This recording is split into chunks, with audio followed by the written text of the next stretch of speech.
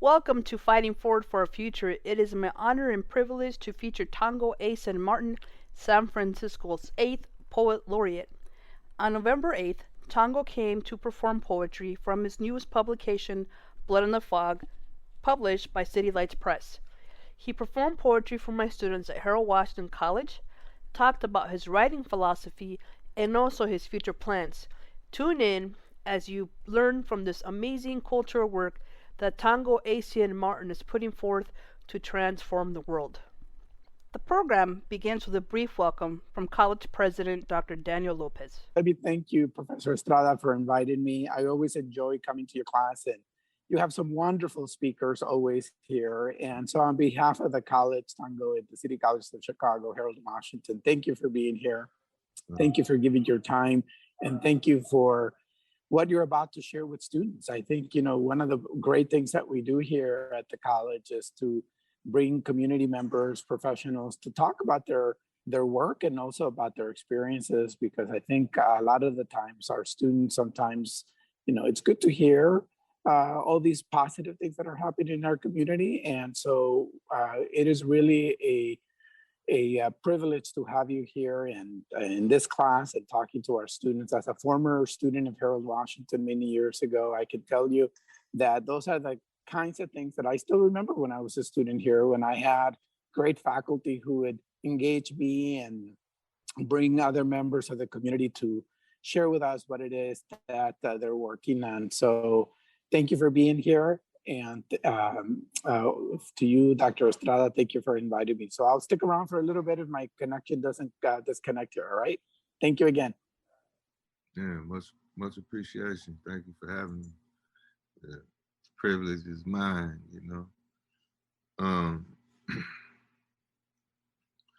Societies wander together like hopeful drops of a virus. Citizen testaments bent on offering me a nation of breadwinners to hold me back like it's a Brinks. I wrinkle the concrete sometimes like flesh. My Martin Luther King permanence turning away from a podium into the reeds like God is a dangerous twin. Black August to the mountaintop balcony on my bedroom floor, they steal you from the earth itself and suspend you in your broken neck from their foolish euphoria. From the loyalty oath of their great superstitions, loyalty oath of their agrarian reform, I return to my mother completely disrespected for peeling the heat off of purgatory. They kill poets like me. Walk me away from my poems, never to be heard from again. In this final industrial complex of bloodlines picked over, picked through a sport and spiritual death of your devil at least half made police become a pretty word. I'm reading a lynch mob shoestrings like they were tea leaves, teaching you how to write about cities. It's the 25th century in the mirror, people. Tyranny against your chump, charge your chump to be mocked even with a gun in your car.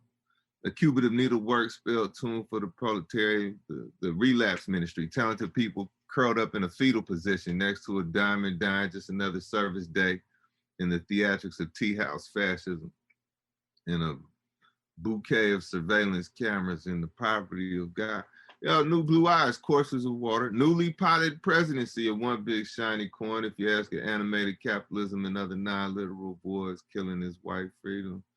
The deification of hyphens, medicine bread and picture shows, great protesters in LA, guests of our ink, drop kicking roses in the graveyard, DC Mink like a stone torn in half, the pen advances despite CIA guideposts, despite non-African past and futures, a metaphorical but not surreal day in a horn-ridden life, horn player improvising king. Like a radio prize fight featuring Shango himself, a real hand sweeps the land of racism. May I return to the ground? May I make progress with the gun? Our mother Emmanuel, they put on music that evening. A swinging type body language for you to drink with fermented $5 bills. For your body language, some applause, my past stomach lining, neither a good thing nor a bad thing, like being psychic on the way to a lethal injection. It'll sit you down with Lady Day. Lady Day leading youth who surrender their souls to Africa too soon.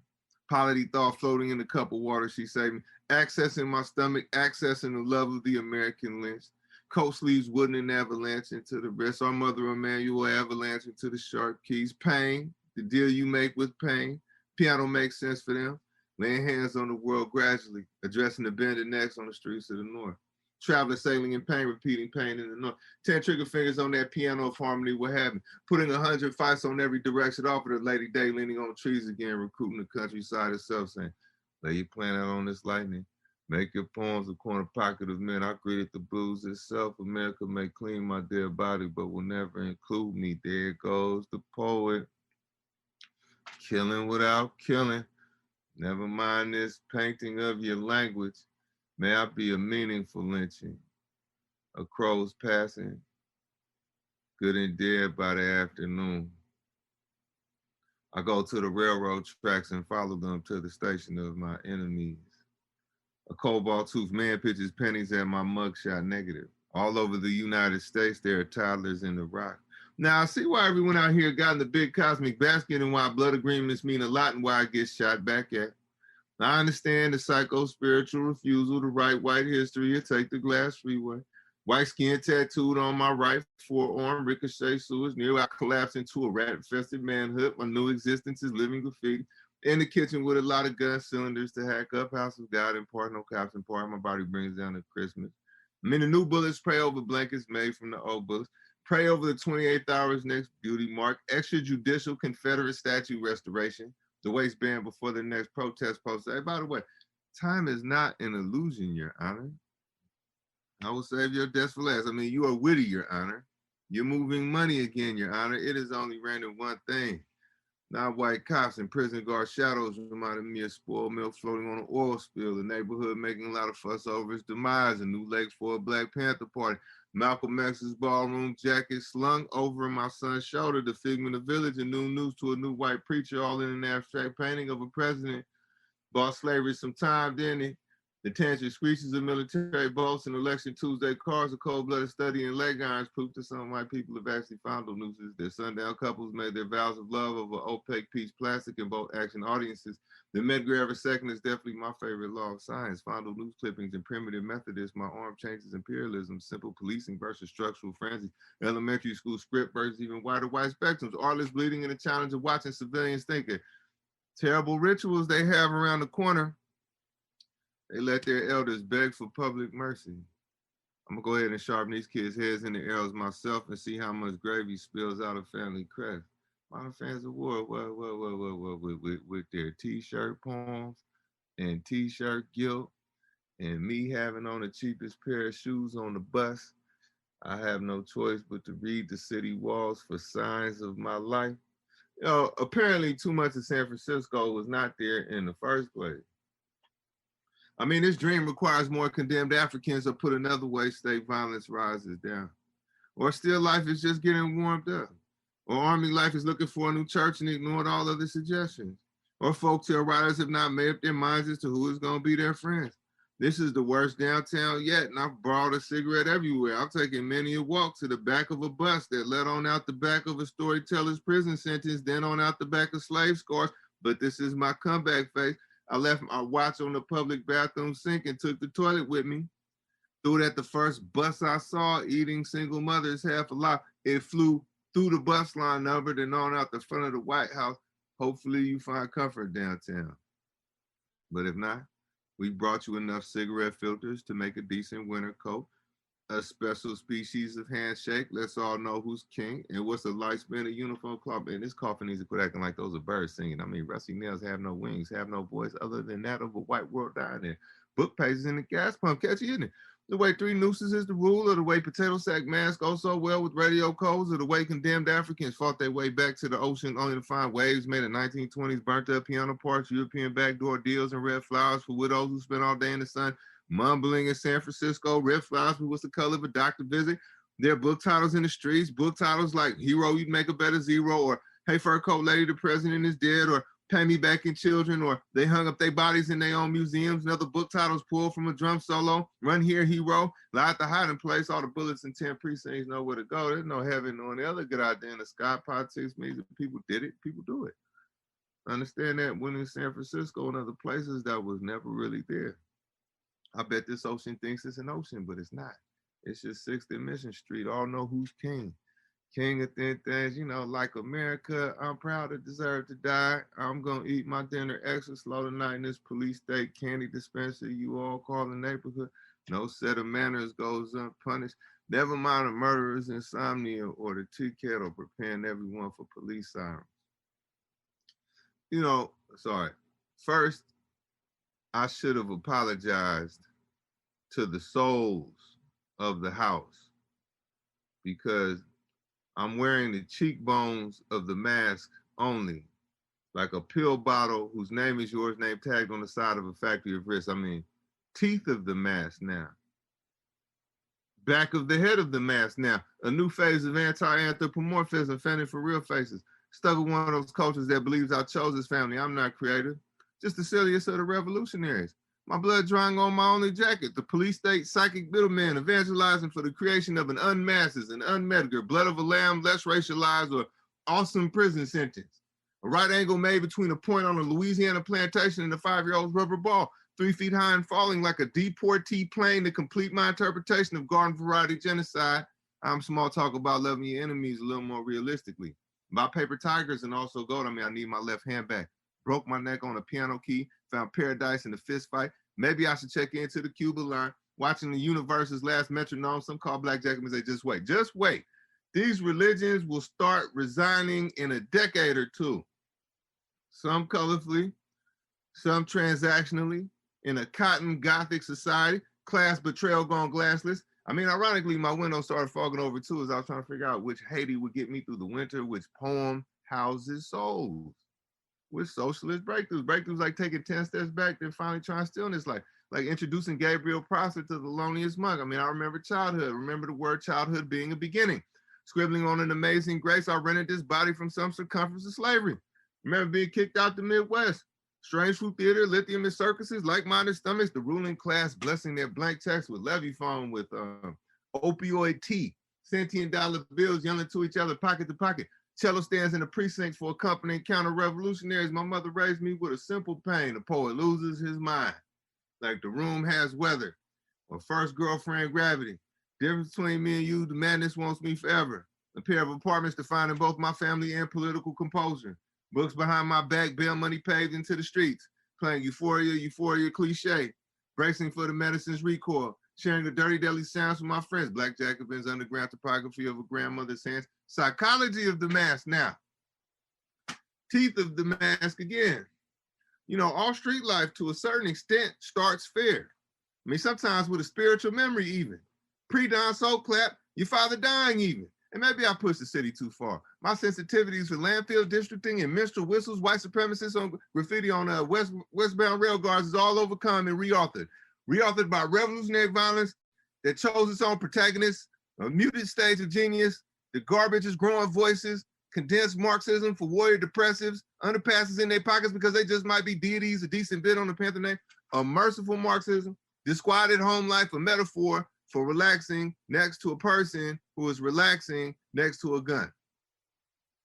I stare at my father for a few seconds, then return to my upbringing, return to the souls of Ohio Black folk.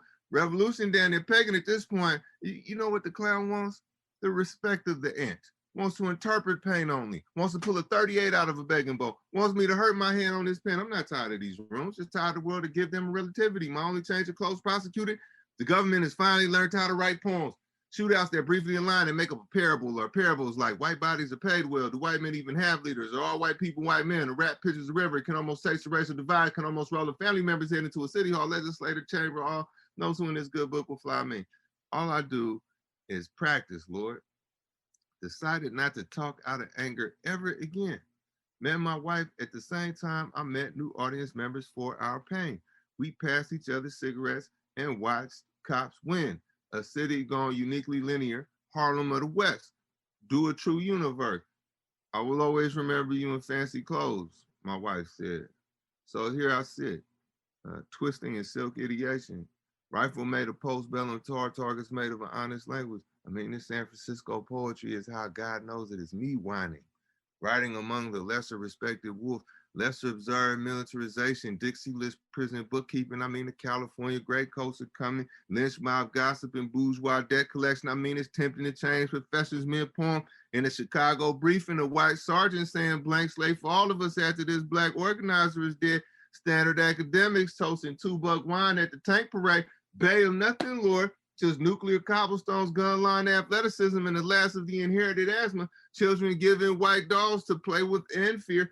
Facial expressions borrowed from rich people's shoestring. I can hear hate and teach hate and call tools by people names and name people dead to themselves. And no one get naturalized except federal agents soon. Carving the equator in the throat soon. I mean, I'm sorry to make you relive all this, Lord, all this pre-dime monarchy friends putting up politician posters and snorting the remainder of the pace. Initial script shoveled into the walls by their elders. My children sharpening quarters on the city's edge. For these audiences, I project myself into a ghost-like state. For these gangsters, I do the same. Every now and then, take a nervous look east. Sleep becomes Christ. Sleep starts going to racial identity. Do you ever spiral, Lord? As the gang age betrayed us, be patient with my poems, Lord. There's so much pain and disappointment to crime. I mean, there has to be if race traders come with it, Lord. Is that my revolver in your hand? You know, better presidents than these have yawned at cages, have called us holy slaves, filled the school libraries with cop documentaries. Baby, I don't have money for food. You know, I don't have a present moment at all. You know, a lot of God can happen in 3 seconds. I mean, not much heaven though, but here's a man before a fight, a leave me alone type character, emerging from the penniless death of a one-way street fiction. It's just a fancy way of saying I'm gonna make it even if I have to drive backwards. All I have is chord changes and 1,000 backhands. Driving the street like I'm choking it. Car full of nephews. Hasn't been a son since November, and it hasn't been a street I can't choke to death. This city better back down. You see this gun on the table? And something about staring until it all feels stable. Why wouldn't I protect everyone on my death sleep late? My son better be quick. My daughter better shoot first because we fold for no one. No, we fold for nothing. Okay, the first thing you'll feel is the heat. This lady would tell me, trying to tell me about possession. A drink life neat, what I'm mostly hearing. And most of the world leaves me alone to breathe smog like a giant, to go to jail every once in a while. When the genocide kicks up in late May, when politicians have too easy a time, I'm gassing backwards out of one-way street in honor of myself and in honor of you, if you understand the nature of the world. How long I've been just like my father, one hell of a resemblance says the anxiety of the neighborhood, this is a crossroads or a crossroads narrative, or so much crossroads people get in the habit of turning back. I mean, turn back only to find themselves remembering me, but not my last words. A man before a fight, you'll feel the heat. There ain't nothing to keep in mind. There's nothing to remember. Really, there's nothing to be. There's just this moment, then another, then stared, and it all becomes stable, and the table legs go fuzzy, and Friday's an unfamiliar face peeking in the window. It's cool to panic for a second. Composure is wasted on your worst enemies. People are marked on that sidewalk. You the only thing life-size. Everybody knows this in the wire hanger empire. When the blood stops walking, that feeling isn't father enough to be permission to fold. You better swing one more time. You know, that father of yours rose from the grave and said, just give me 5 more minutes. He said, running water is a myth. It's us who are running up, down, and all alongside this water. And people don't rise from the grave. They not laid down neither. It's us who flip all around their bodies. So beware when the people around you look like they about to jump. It might be your time. You'll feel the heat.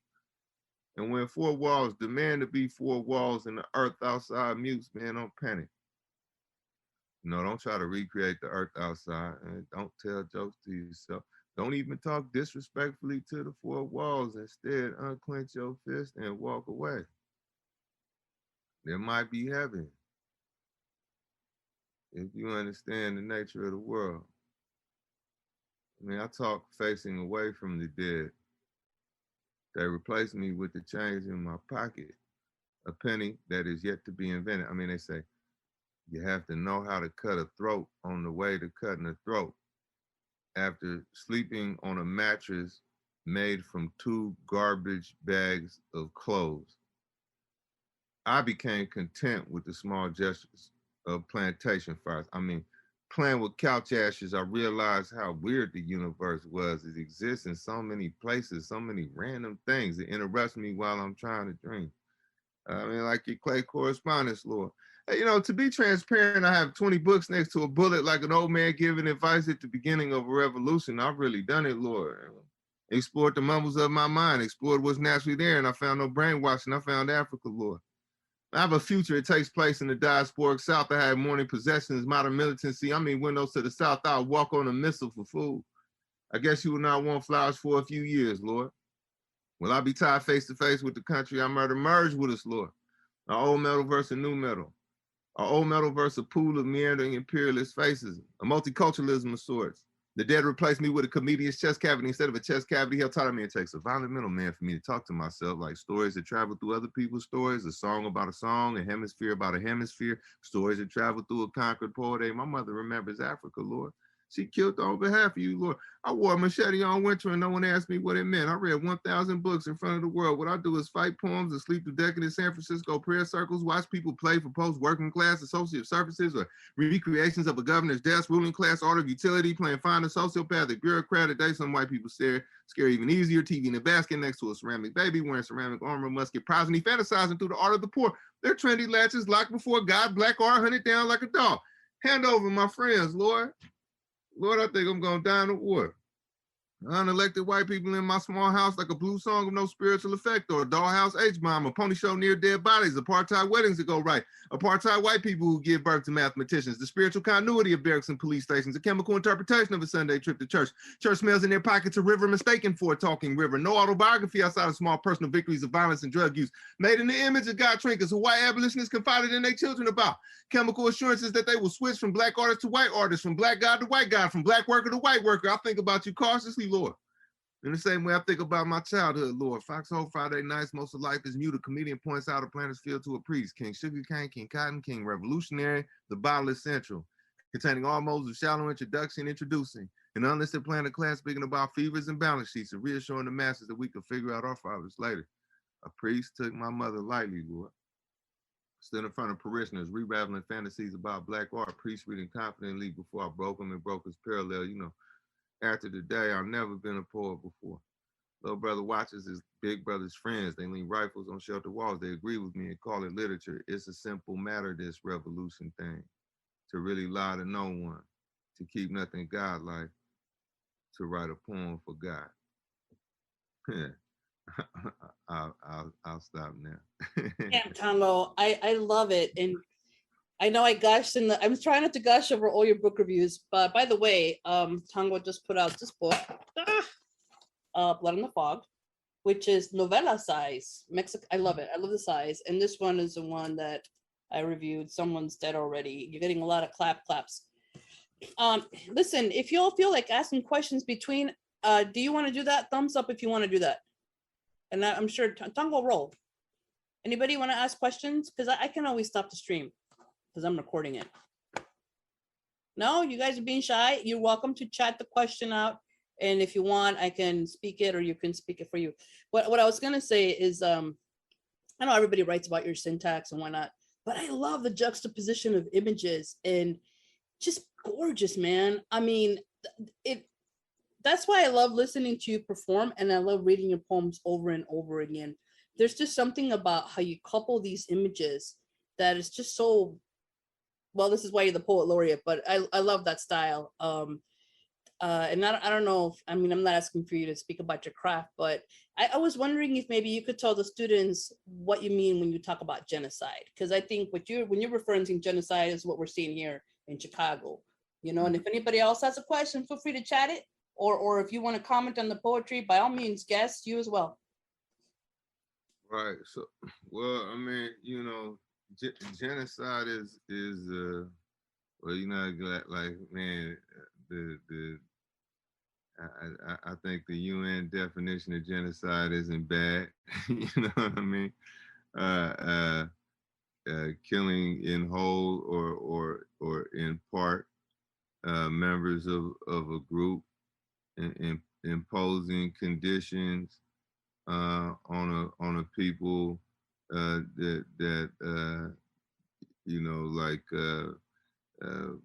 poor medical, there can be a genocidal medical reality, a genocidal housing reality, a genocidal food reality. So imposing conditions on people that cut life short, basically, taking kids away from their group, preventing births. This all goes under the UN definition of genocide. What you see really from the inception of this settler colonial project called the United States, it begins with a a genocide of the indigenous people here, and uh, a transatlantic slave trade um, of I mean that boggles the mind if you think about just um, how many people were killed just in the process of getting millions of us over here, and then think about, well, what kind of existence there was for us when we got here. Could you really call that living, right? And so, Malcolm X said that America cannot produce freedom for Black people any more than a chicken can lay a goose egg, meaning that a society who is born of a slaveocracy. Also, everybody should definitely check out Paulo Freire too. This book called Pedagogy of the Oppressed is brilliant, and this is his assertion, Freire's assertion too, that basically a slaveocracy doesn't have it within it the DNA to become a democracy. That when you have a situation, when you have a social structure based on absolute power and the negation of other people's humanity, no one forfeits that. No one humanizes things benevolently.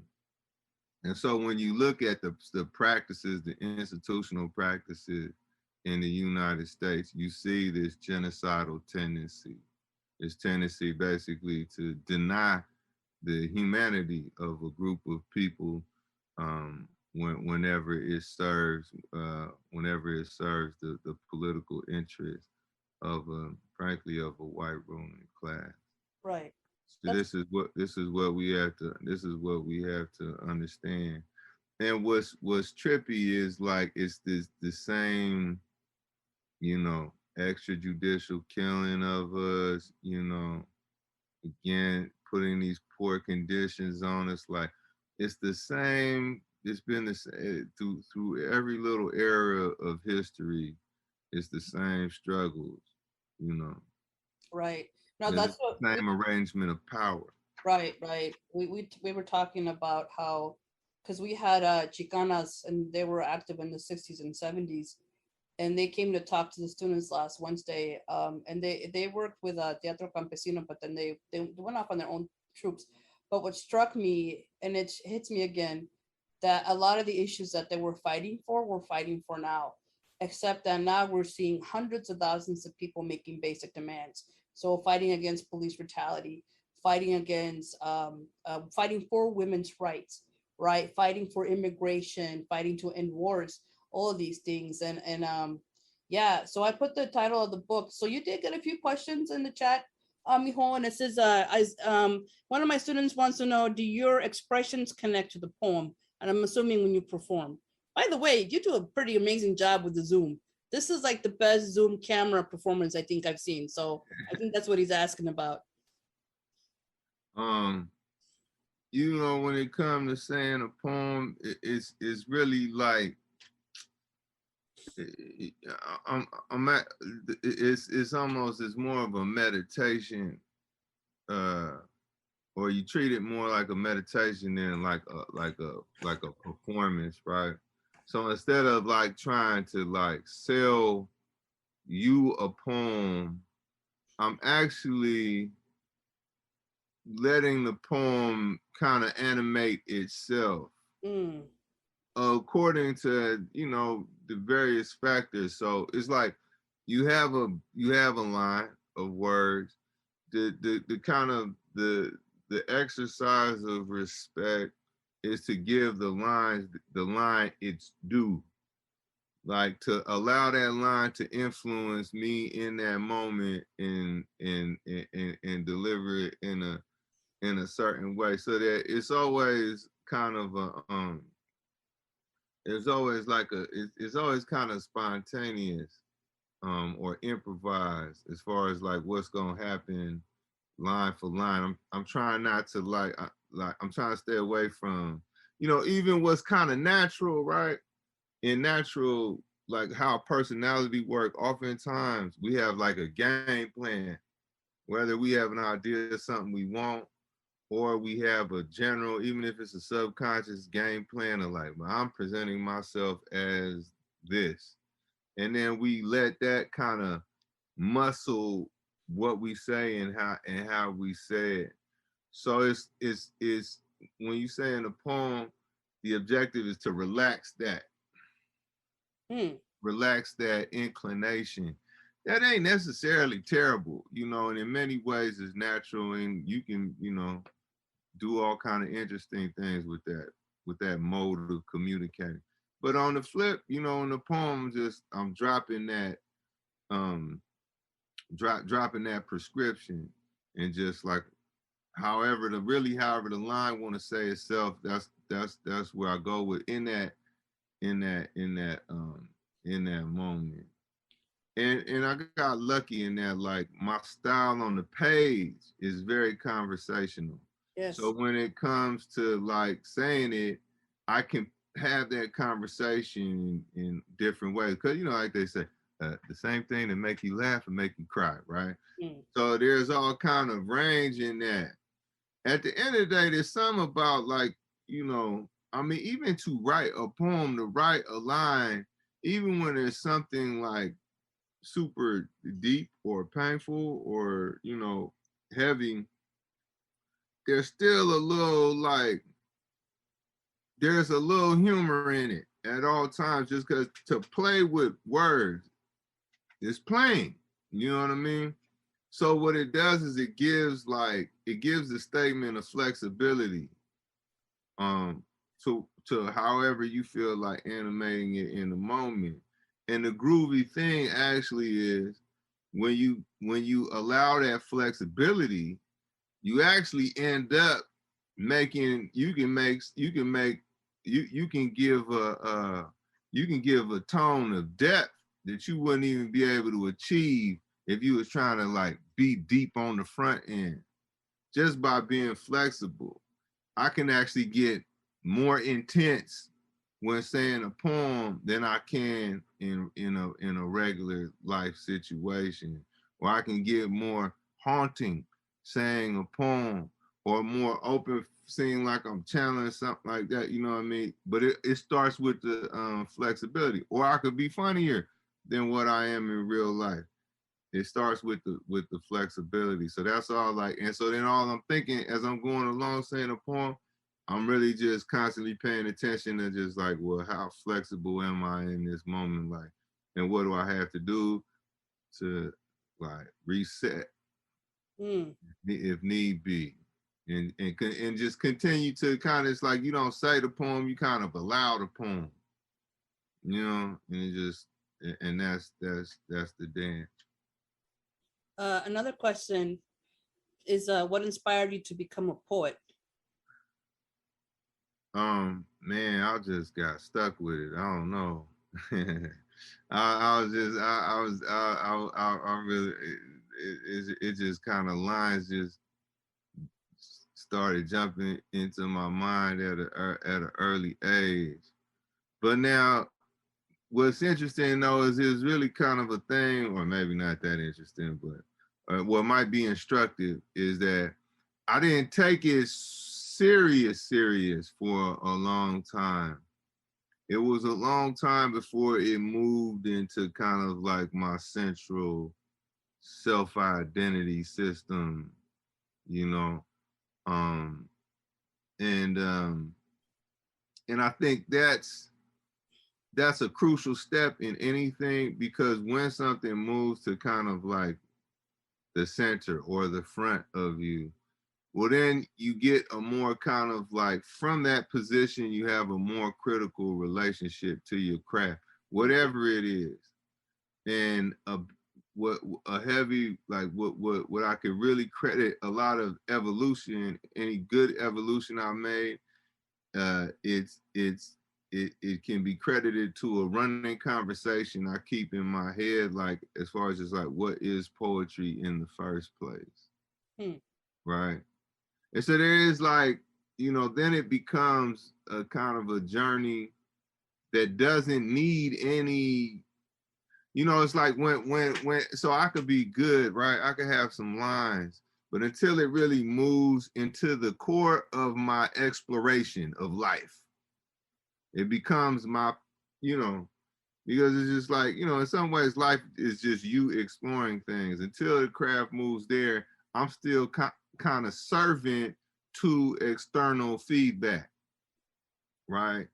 So it's like, this is me doing poetry in relationship to whoever want to hear it, or what happens when they hear it, or where I can say a poem at, or where I can be read at, or whatever, right? But when it's like, when most of the heavy lifting of the craft is internal, and again, it's just like me figuring out like, whoa, what can language do? Or what can my facility of language do? Well, then there's a huge amount of growth possible, because it's just experiment. It's not dependent on reception. You see what I'm saying? Yeah. So in a way, like, I was super early, and then, like, I mean, from elementary school, even you could consider rap, I had a lot of little rhymes, elementary school, lines in my head for no reason. Just, I heard it and I just started doing it. But I'm a late bloomer, and that it was a long time before I took a stance within myself about like, well, what are we gonna spend our life exploring? That's awesome. That's kind of in different ways, because we had Matt Sadio come on a few Right years back. on. Yeah, but what he was talking about is like, you do your discipline your way, and you figure out what your best craft is, and that was probably the best writing advice I think my creative writing my students could have gotten. And like you say, not just about poetry, but about anything. Like for Yeah. me, I think it's teaching. Even though I'm a writer too, teaching is it, and I think that's amazing. So here's And I'll just add on to that, the beautiful thing, when you can stand on something like that, right? And operate, from that position of kind of like just a life's work of exploration, it actually teaches you the healthy way to engage anything, so that you can pick up you know what I mean? That I can have a very good time, if only with myself, have a very good time with this guitar right here, because having the experience and knowing how to relate to my craft of poetry in a healthy way, I know how to relate to this in a healthy way. You see what I'm saying? oh yeah, It that's gives you the kind of the blueprint, or the structure, or the habit. It gives you the habit of engaging in reality in healthy ways, you know?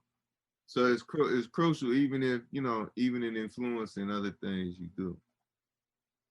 That's beautiful advice. Stacy has one more question. She wants to know. She says she likes your poem, and she wants to know what inspired you to write the poem. You know, I really, it's like, regardless of what the subject matter is, my primary kind of um, mode of operating when I'm writing is just I'm just taking a line, an image, a little group of words, and I'm just trying to push them as hard as I can, without going too far out of pocket, like without leaving, without leaving the mass experience, you know. But try to just get a little bit more insight out of an idea, extend the journey of an idea, or get a little bit more music out the words, line for line.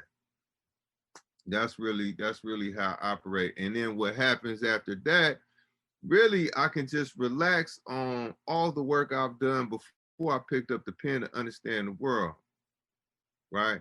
So a lot of it comes from, you know, it's kind of messy in here, you know what I mean? I'm not gonna pan the camera, but it's a lot of books, and it's a lot of books that got nothing to do with poetry in here, you know. Well, or you can say they got everything to do with poetry, they just not poems.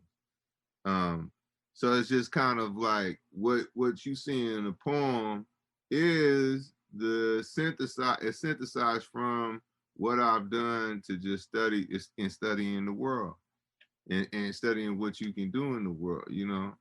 Um, and so it's trippy in a way. It's like inspiration is a you know, inspiration is I reserve that for just the daily engagement of reality. For me, transforming social reality is the heaviest inspiration. And so I study, well, who has changed the world and what happened?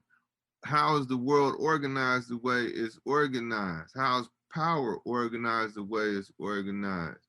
And what do we have to do to intervene? Through that lens, I learned, right? And then on the back end, when I picked up the pen, what I've learned just really facilitates itself as I'm just trying to, I'm down in the trenches of writing, just like, can I just get a little bit more going here?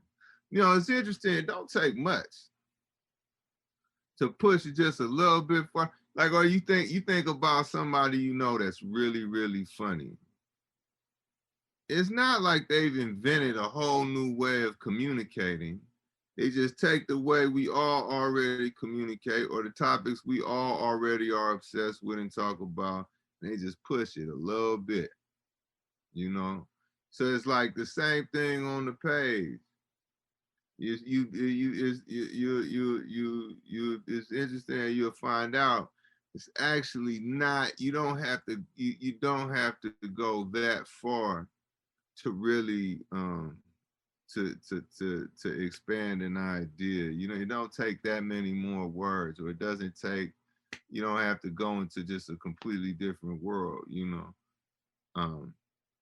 But again, the justice of it is the beauty of it is like you don't even have to worry about it. You know, like what you put in, and also what you learn, and also just what you do, how you carry yourself outside of the poem brings itself down into the poem and gives you and gives the poem more juice. So just whatever you subscribe to, as far as just like whatever makes you a more, you know, really whatever makes you a nicer person. You know, whatever, however you get that done, man. But like whatever, you know, basically whatever makes you uh gives you the internal position of honoring other people's humanity and honoring your humanity more. However, you have to practice that. That also comes down onto the page and opens things up. That's wonderful. I'm gonna start crying because it fits, you know. Right. So Lou is taking it up a notch. He says the poem and the commentary are excellent. Glad to hear you refer to the guitar in the background. Can you play for us? Is the request? Oh man. You had to go there, Lou. And, You had to go there. It would take a little bit of time to set up. well, some other time then. But and he says that books have everything to do with poetry, just not a poem, which I think that's really deep. Hey, can you do me a favor? Well, I actually have another question. I was fascinated because I was watching your performances on YouTube, and the class that I watched you perform at the cultural conference. but you're one of the first poems I've encountered who mixes the poems based on, I'm assuming, the flow or how you're feeling it. I thought that was fascinating. And to me, every performance I've seen has been seamless. But when I read the poetry, like especially Someone's Dead Already, I was like, oh yeah, I recognize that piece. And there's that piece, and then there's this piece and that piece. So when, I guess, do you sometimes invent lines as you're performing to connect the poetry, or do you just kind of stitch them together? That is so amazing to me. Yeah, well, I don't come up with nothing new on the spot, but I do take, like, what I did for y'all probably was, and I don't know, that was. You did the cow's mouth one, and then the people are made of saliva. I mean, just now was Oh, probably just now. like, 5 or 6, maybe even 7 poems. I just kept going into the next one, and yeah, it is. It's not necessarily the best way to go, but you know, cause man, there's this cat in Mississippi named Celie McGinnis. Man, a beautiful brother, man. Just a amazing poet and professor. You know, the thing in Mississippi is a lot of people don't stick around. There's all kind of geniuses born there. They just don't stay there.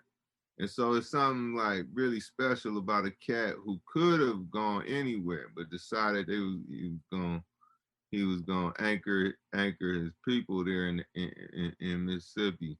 And he has this, like, I just bring him up because he just has this beautiful style of, like, in the course of a set, he gonna say a poem, and he gonna talk to you some, and say a poem and talk to you some, in a very powerful and dignified way.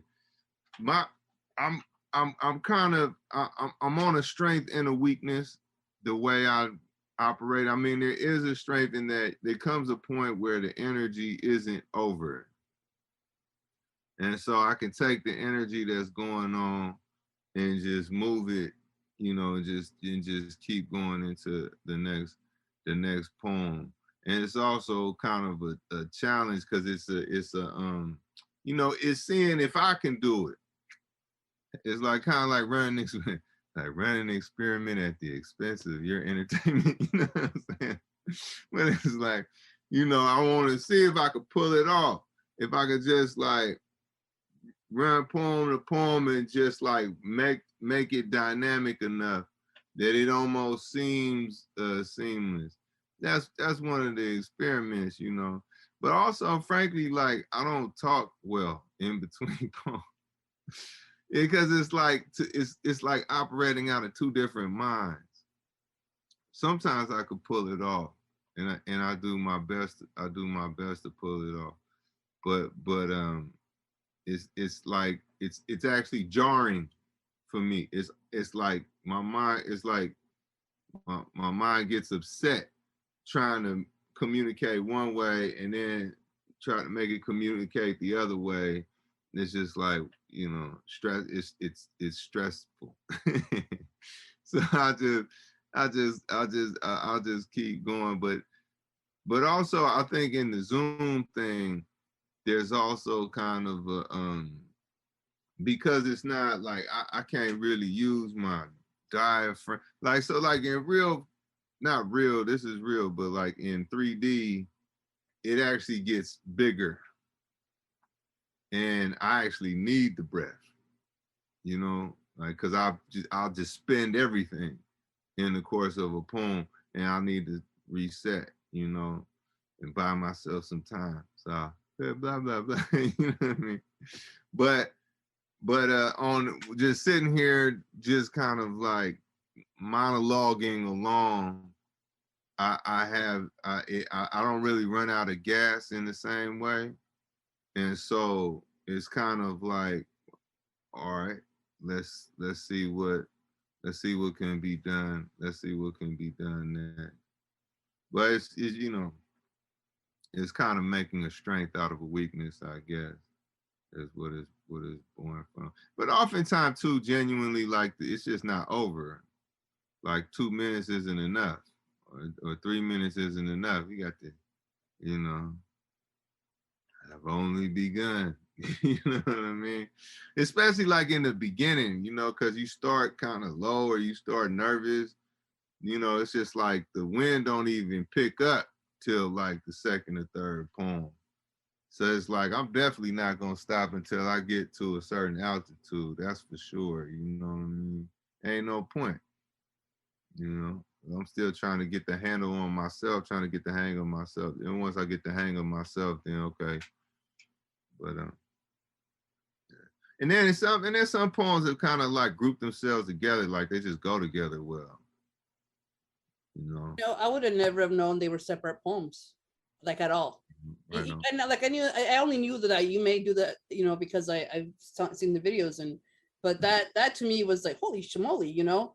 I think I told you I was reading your book to someone who needed to hear poetry, and I read it differently, but still that's where I identified. I'm like, oh yeah, look, here's that one bit, you know, because I was trying to decipher what the cow's mouth was.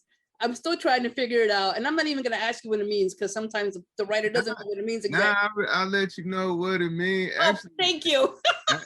It's talking about colonization, and so the idea is that so a cow gets used as an image because and actually, like I'm not the first person to liken colonization to a cow.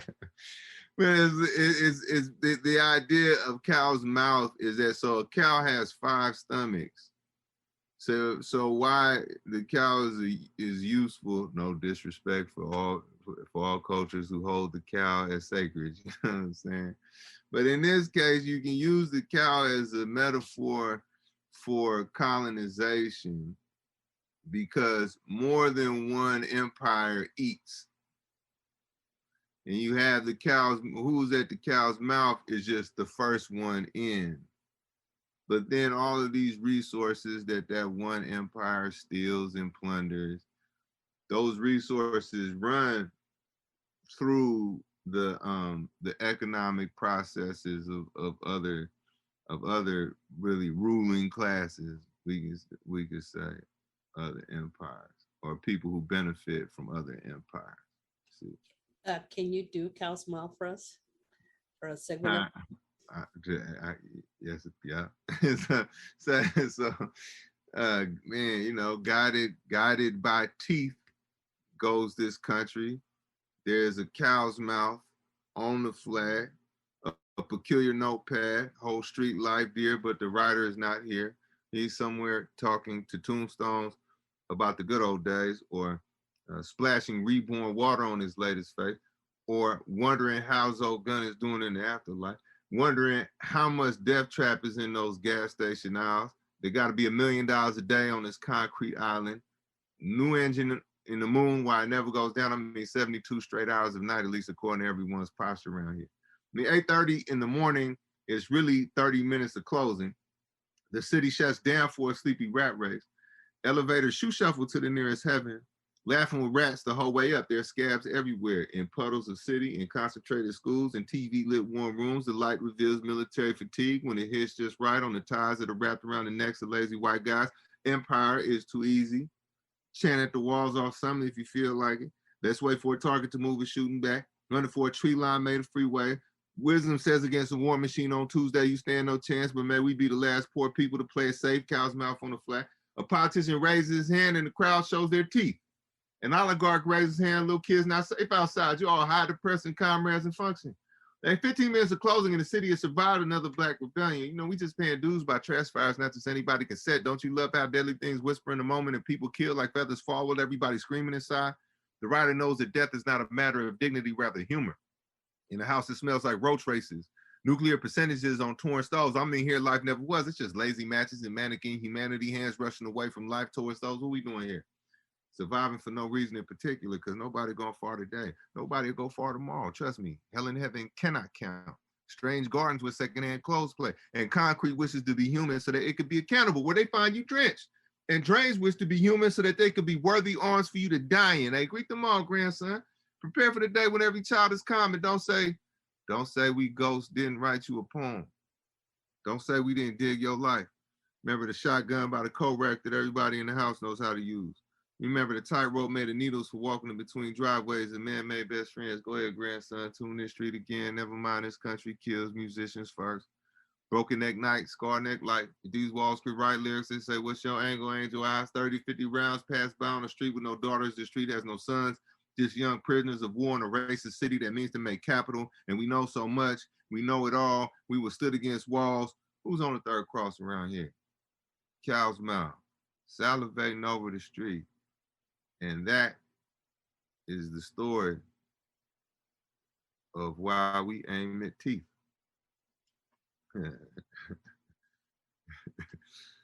I love it. I love it. Just amazing. There's a question in the chat though from one of my students. She says, getting a lot of claps. Yeah, it's beautiful. What was the start of you getting your poems out there and performing publicly? So the very first, man, there was this restaurant, an Ethiopian restaurant in San Francisco called Rosella's. And every Sunday night, they'd close up the restaurant part and have a jam session mainly for jazz musicians. But if you was a poet, you could come and say a poem. You could sit in with a poem and they'll play under you. And there was this cat who kind of introduced actually me and my brother. Actually, my brother started writing first, and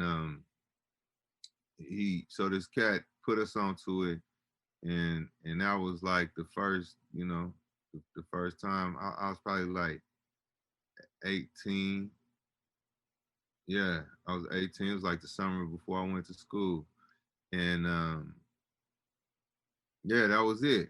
Now the thing is, like, it's just, to me, it's all fun dues to pay. You got to pay your dues, learn you got to learn your way around a microphone, and also use an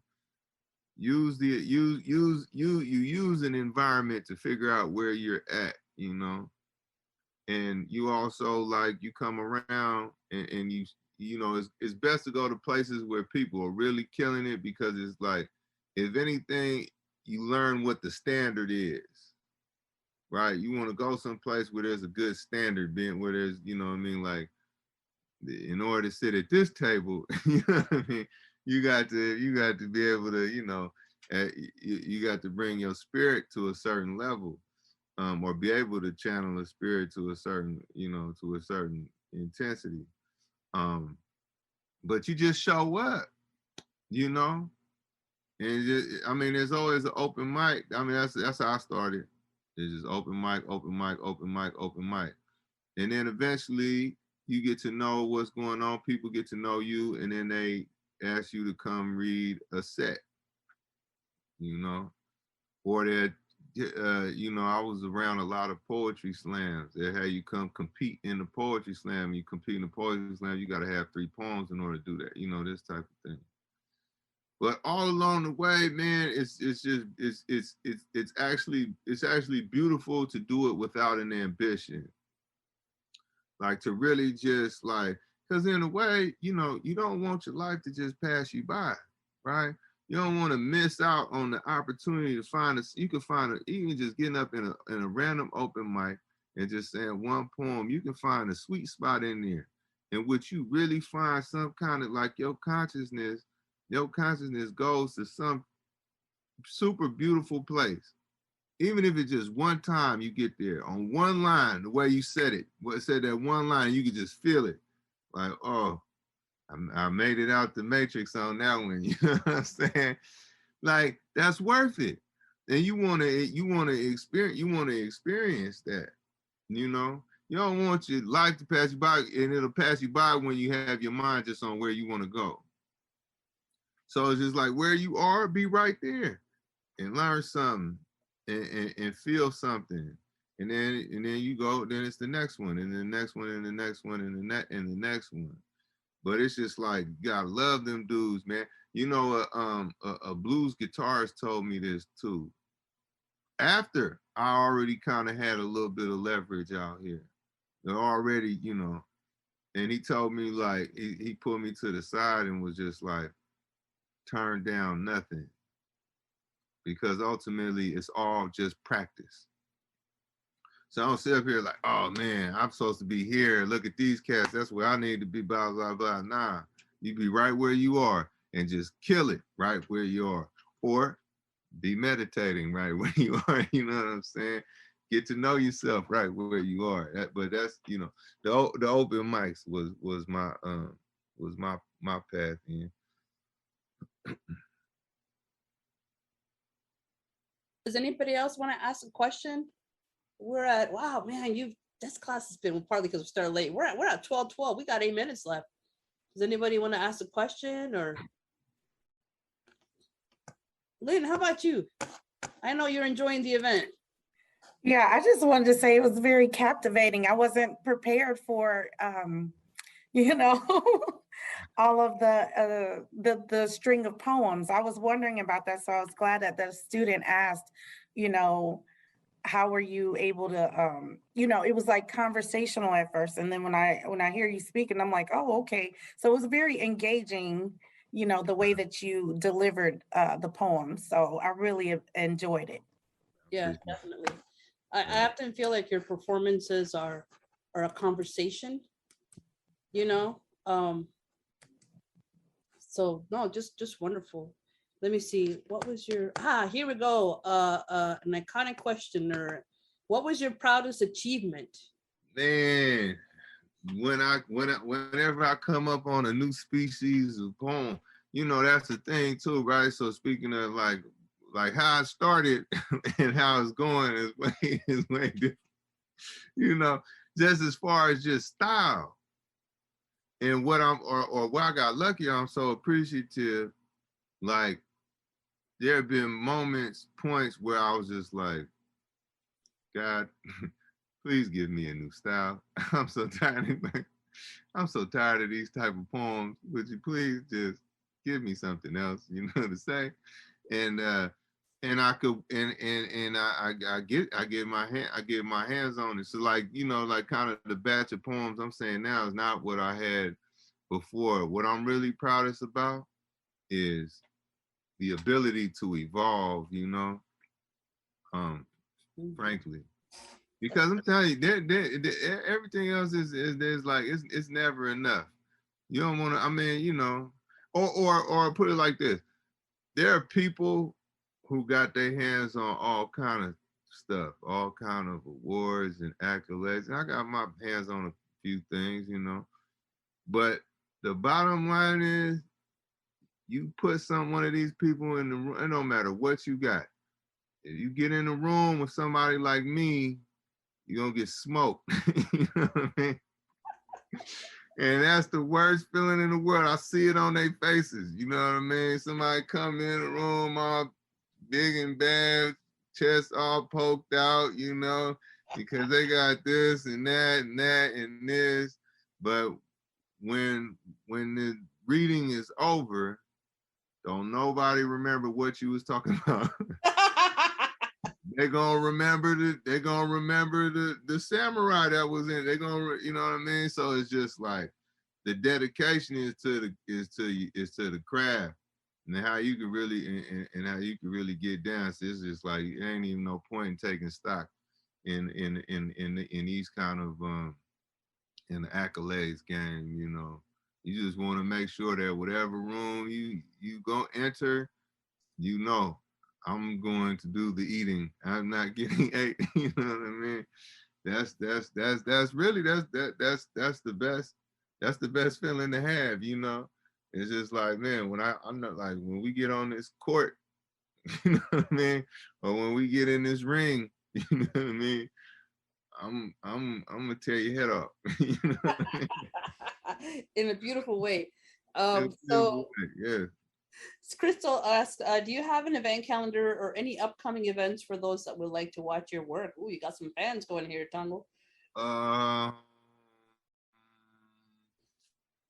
Man, that's the thing. I'm so bad at trying to figure out. I'll find. I think you post stuff sometime. I'll find events for you all. If you can shoot some for me. Yeah. it's gone. A lot of stuff is gone back live. But yeah, I figure it out and send it to you, then. Awesome. So Lou asks, what are your plans as poet laureate in San Francisco? Man, it's a tough. I was crowned. When I was crowned, I think even before, like before the vaccine was even available. So it's like the rules was different. Like, I could, it's like, all right, you the poet laureate, but you can't go nowhere. You know what I'm saying? Now the world is kind of thawing out a little bit, but still is like not, and in some ways it's like it's kind of irresponsible. I feel like it'd be irresponsible on me to push like a public line. Like I would hate to, be like, all right, everybody come here and do this with me, and then somebody gets sick. But my emphasis is on education projects, and I'm especially trying to build this intergenerational workshop. See, I have a theory, right?